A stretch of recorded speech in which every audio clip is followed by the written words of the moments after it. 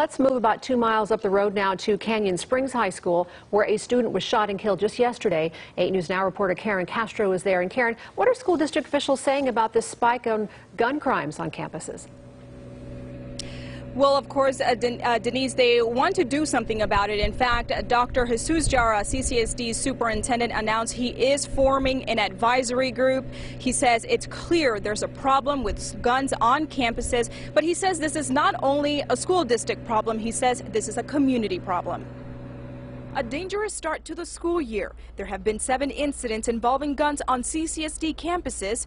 During the same time last year, that number was 2. My real concern is that making sure that my children, all 322,000 of them, when they come to school, they're free to learn in a safe environment. CCSD Superintendent Dr. Jara says he wants to find a solution and is forming an advisory committee made up of educators, religious leaders, and families. The job of this group, I want to be very clear, is to suggest ways that we can specifically address the weapons on campus. Meanwhile, school police will be assigning one of its officers to work with Metro's gang unit. They wouldn't say how many of the guns found at schools are tied to gangs, but CCSD Police Chief James Ketsa says they are noticing a trend. There seems to be one common denominator involved in these incidents.